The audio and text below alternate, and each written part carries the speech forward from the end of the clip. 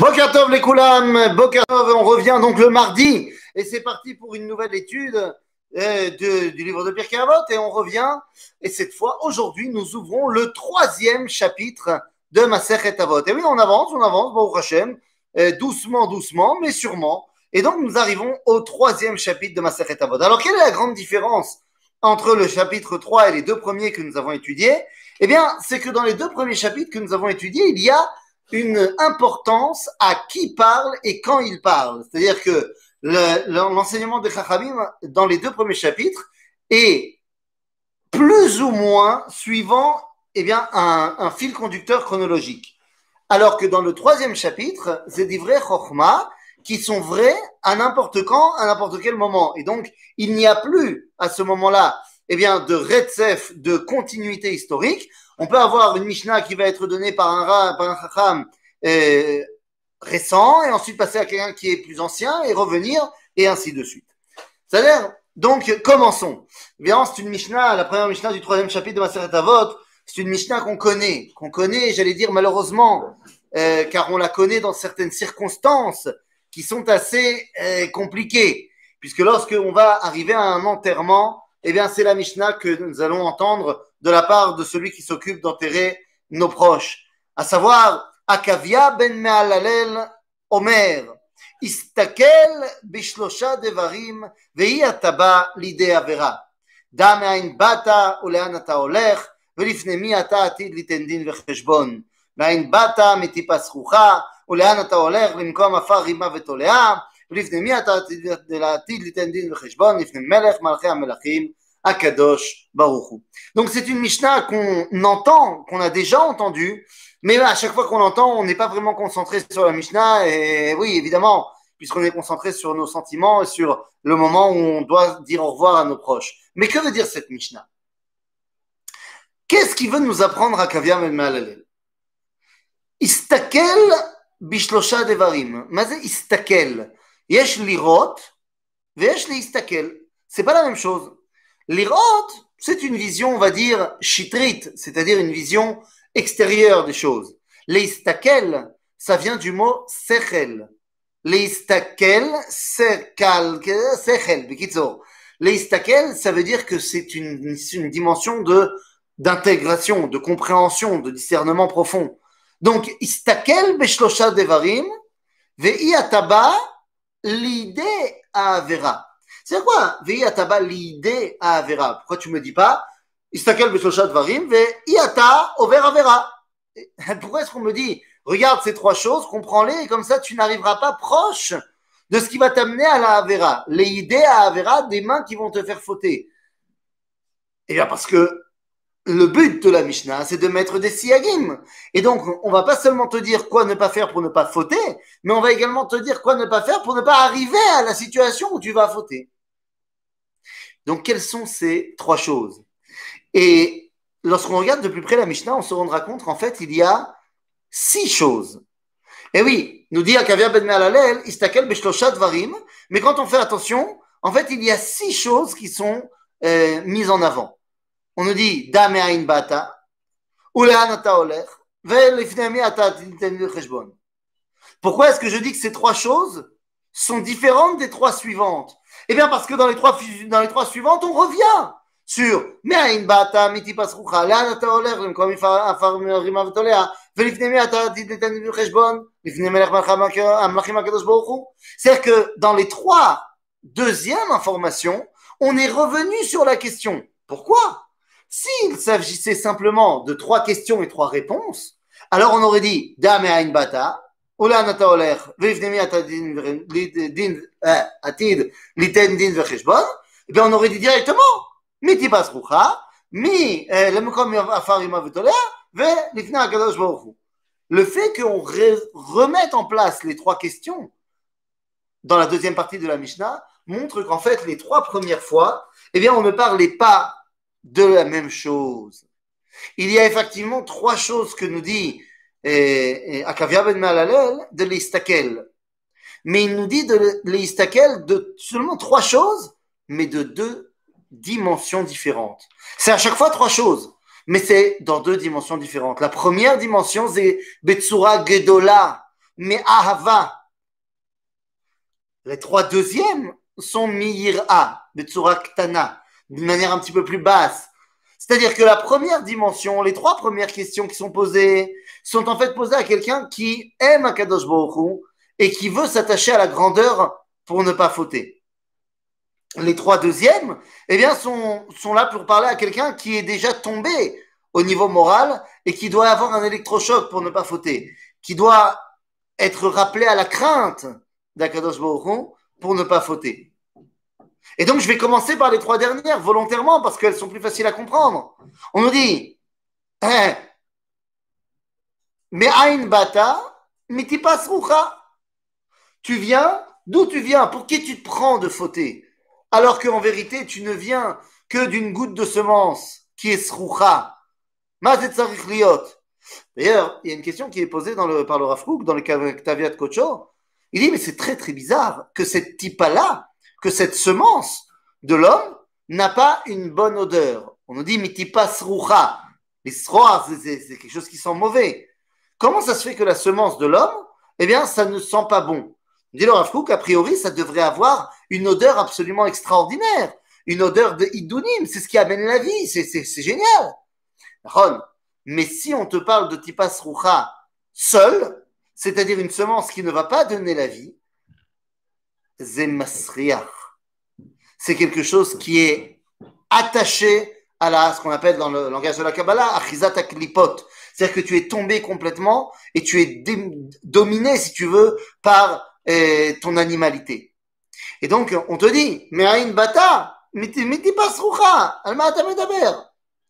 D'un autre côté, on va te dire, pour qui tu te prends? Tu vas finir dans la tombe et tu vas finir mangé par les vers de terre. Pourquoi tu t'excites? Devant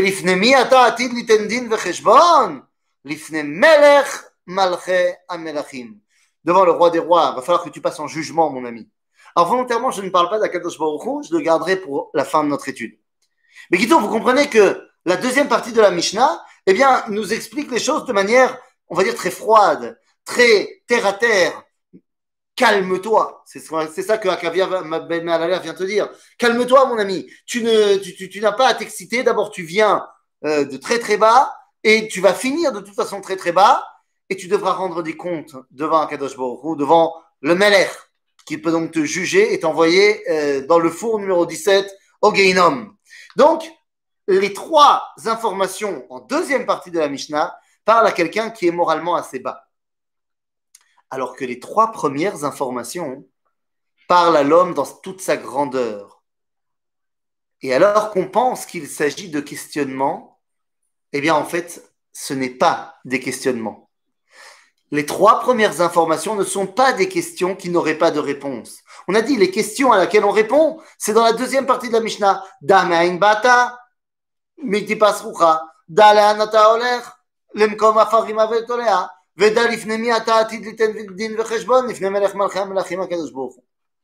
la première partie de la Mishnah, ce ne sont pas des questions. Elles sont formulées comme des questions, mais en fait, si on sait bien le lire, ce sont des affirmations, des exclamations qui rattachent l'homme à sa grandeur. Eh oui. Qu'est-ce qu'on nous dit? Akavia ben Me'alalel Omer, Istakel bishlosha dvarim ve'en ata ba lidei avera. דבר ראשון, מאין באת? מה זאת אומרת מאין באת? זה לא une question, ce n'est pas une question d'où tu viens. אתה באת מהעין. sache שמאין באת. Sache que tu viens du Aïn, c'est-à-dire de la source de la création. Sache que tu viens de là-bas. Tu viens de la source la plus pure de la création. Mais c'est Gadol Meod. Se rappeler, être conscient que je viens et je vis dans ce monde parce que l'origine du monde, celui qui a dit et le monde a été, Ribono Shel Olam a voulu que je sois là. Da! Chez Me'ain Bata, le monde, il vient Yesh Me'ain. Il vient du néant. Pouf, il y a le monde, par la parole d'Akadosh Baruch Hu. Sache que toi aussi, tu viens de là-bas. Mais c'est Gadol Meod. C'est ce que nous dit le Rav Kook dans son commentaire de la Tefila dans la Treya. Il nous dit, vous savez, dans la Tefila de Yom Kippourim, lorsqu'on va dire Eh bien, on dit Ad shelo notzarti eini kedai. Nous dit le Rav Kook, mais qu'est-ce que ça veut dire Ad shelo notzarti eini kedai? Ben, tout simplement, Ad shelo notzarti, il s'est passé à peu près 13,5 milliards d'années depuis le Big Bang. Et je n'étais toujours pas là. Ça veut dire, nous dit le Rav Kook, que je valais pas le coup. Ad shelo notzarti eini kedai. Dans d'autres termes, je ne méritais pas d'être là, on n'avait pas besoin de moi. Mais maintenant que je suis là, le monde ne peut plus se passer de moi. Si je suis là, c'est que Dieu il a besoin de moi maintenant. Dan Ain Bata, tu es dans le projet de celui qui a créé Yesh Me'ain. Plus on est conscient de notre shoresh, de la source de notre existence, moins on a envie de fauter. Eh oui. Et c'est ce que nous dit Rabbi Nachman de Breslav dans l'une de ses Sipurim Maasiot. Vous savez, Rabbi Nachman va nous enseigner énormément de ces Torot par l'intermédiaire de Sipurim, qui ont l'air d'être des Sipurim, des histoires pour les enfants avant de dormir, mais qui sont en fait d'une profondeur incroyable. Et bien parmi les Sipurim Maasiot de Rabbi Nachman de Breslav, nous pouvons redécouvrir l'histoire qui s'appelle Maïsef Unzain Betler, ce qui veut dire en bon yiddish l'histoire des 7 Kamtsanim, des 7, vous savez, Kamtsanim, c'est des gens qui demandent la charité. Maaseh Veshiva Kamtsanim, on dira en hébreu. Alors, qu'est-ce que c'est que cette histoire-là? Eh bien, on nous raconte, alors c'est une très longue histoire, hein, Maaseh Funzan Betler, c'est une histoire qui s'étend sur 50 pages et qui est d'une histoire dans l'histoire et machin. À un moment donné dans l'histoire, Rabbi Nachman nous raconte qu'il y a plusieurs personnes qui étaient sur un bateau. Et le bateau s'est échoué sur une île déserte. Ils ne savent pas vraiment quoi faire. Et ils proposent de faire un concours ensemble, entre eux, un concours du souvenir. Qui sera capable de se souvenir le mieux? On dit, ok, mais qui va juger le concours? Et à ce moment-là arrive Nesher Agadol, le grand aigle. Pour ceux qui étudient Torah Kabbalah, eh bien, l'aigle représente la Teshuvah. Donc, en d'autres termes, ces hommes qui vont faire leur concours de Zikaron veulent voir qui est capable de faire tchouva, de revenir de la manière la plus ancienne. Et alors, s'avance le premier des Shiva Kaptsanim, qui est le plus ancien, le plus âgé. Il a l'air d'avoir 200 ans. Et lui, il dit, je me souviens,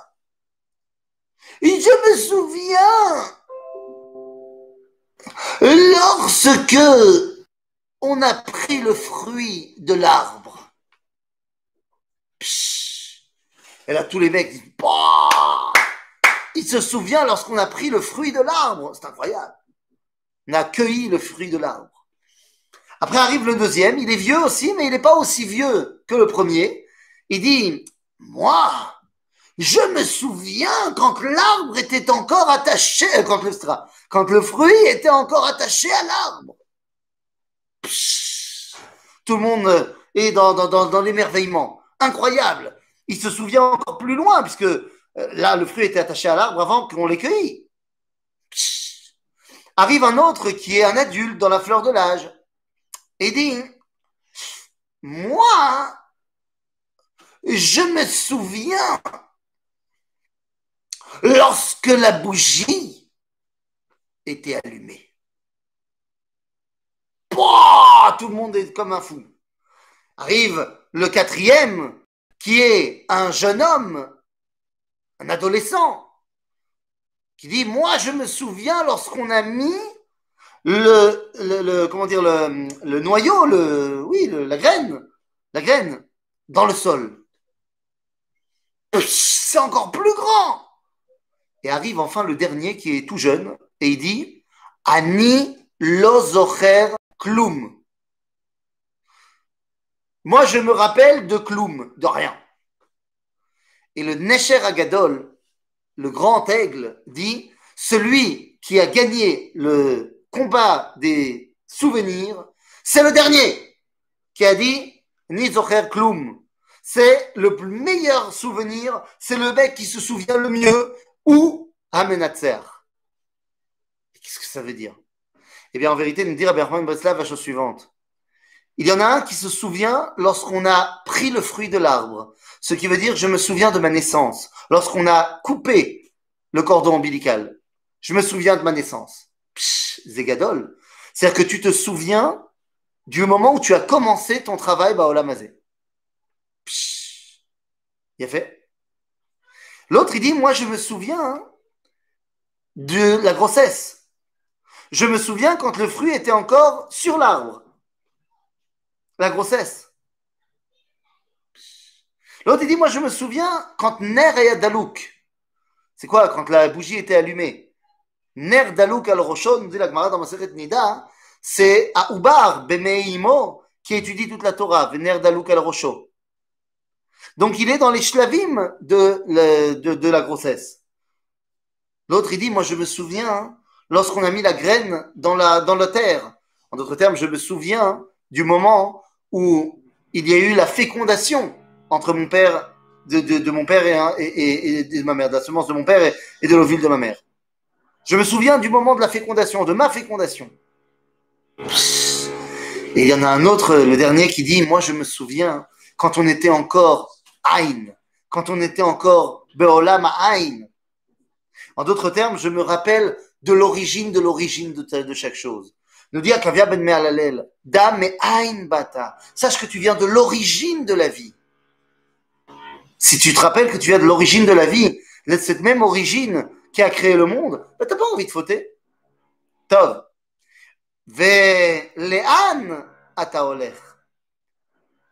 C'est-à-dire, alors, il y a deux versions dans l'équipe Veyad, il y a soit le'an, soit le'ain. Da me'ain bata ou le'ain ata olech. Sache que tu vas retourner aussi au ain. C'est-à-dire que, à un moment donné, où est-ce que tu vas? La question de où tu vas, c'est la question de quel est mon rôle dans ce monde. Mazé, quand quelqu'un dit ani, en hébreu, moi, qu'est-ce que ça veut dire ani? Ani, ça veut dire ze'an sheli. An, ça veut dire makom, c'est mon endroit. Da me'ain bata, on a expliqué. Ou le an ata oler. Tu dois avoir un objectif que seulement toi peux remplir. Ze'an shelcha. Le an ata oler. Pas où tu vas, mais tu vas là-bas, à cet endroit-là, qui est ton endroit. C'est la raison pour laquelle les tzadikim, on dit les tzadikim meurent le jour de leur anniversaire. Lama. Eh ben, parce que si c'est les tzadikim, c'est qu'ils ont réussi à mettre en pratique ce pourquoi ils étaient ici. Donc, le jour où on dit, bah, vous partez de ce monde-ci et vous continuez peut-être dans un autre Gilgoul ou je ne sais pas, bah, on dit, ça a bien marché pour vous le 3 Iyar. Donc, on va s'arrêter le 3 Iyar et on recommence le 3 Iyar. C'est une bonne date pour vous. En d'autres termes, les An ata oler, ça veut dire, prends conscience que tu as un endroit vers lequel aller. Velifnemi ata atid litendin vecheshbon. Et tu vas rendre des comptes, mais tu sais que tu ne rends pas des comptes devant une machine. Lifnemi ata atid litendin vecheshbon. Tu vas rendre des comptes devant Michéou, devant une identité, devant un quelqu'un et pas un quelque chose. Tu vas parler à un sujet et non pas à un objet. Ainsi, il y a un dialogue qui va pouvoir s'installer entre toi et le Créateur. En d'autres termes, l'ifnemi ani omed, ça ne veut pas dire devant qui je me trouve. Je me trouve devant quelqu'un.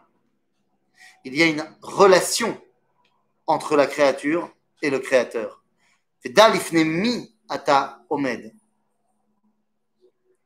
Une fois qu'on a dit tout cela, ben alors on a dit, il y a la dimension gdola, gadol, de Akavia ben Malel qui parle au grand, qui dit Dame Ain Bata, sache que tu viens du Ain, ou Lehan Taolech, et tu as un endroit vers lequel aller. Tu dois avoir un contact de quelqu'un à quelqu'un avec Akadosh Baruch Hu. Mais ça, c'est si tu es grand. Si tu es pas grand, alors on te dit, mais Ain Bata, mais tu pas sroucha. Lehan Taolech, למקום אחר רימה ותולע. ולפני מי אתה עתיד ליתנין לחשבון? L'ifne melech malchei melachim. Et vient conclure Akavia ben Me'alalel en disant, tu sais qui c'est? Melech malchei melachim? C'est Akadosh Baruch Hu. Akadosh Baruch Hu, c'est pas un concept, une appellation de Dieu qu'on connaît dans le Tanakh. Non, c'est une appellation qui vient réunir les mondes de manière philosophique. Hakadosh, c'est mi she'u ba'al hakedusha. Ve'abaruch, c'est mi she'ba'al haberacha. Or, comme vous le savez, Kadosh Vebaruch, ce sont deux dimensions a priori complètement différentes. Hakadosh, c'est celui qui est transcendant, celui qui est rachok, Baruch, c'est celui qui se dévoile par l'intermédiaire de la bracha, donc de l'abondance, Ba'olam Hazeh, qui se dévoile ici. Hakadosh, c'est le transcendant. Habaruch, c'est l'émanant. On va dire ça de manière plus philosophique. Hakadosh, c'est Harachok, Baruch, c'est Akarov. Hakadosh, c'est celui qui est dehors du monde. Habaruch, c'est celui qui se dévoile dans le monde.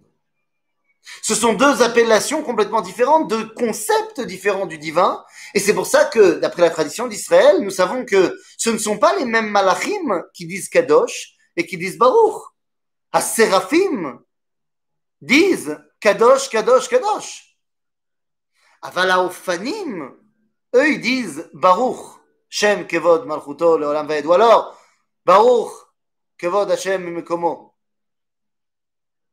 Alors que les Seraphim disent Kadosh, Kadosh, Kadosh, et les Seraphim disent, et les Ophanim disent Baruch, Am Israël, dans la bouche de Rabbi Yehuda Halevi, vient réunir les mondes et dit le Yoshev Deilot, le Rochev Aravot, Kadosh ou Baruch. Ainsi, Am Israël se sera habitué d'appeler Ribono Shel Olam Hakadosh ou Gam Habaruch. Baruch ou. À bientôt les amis!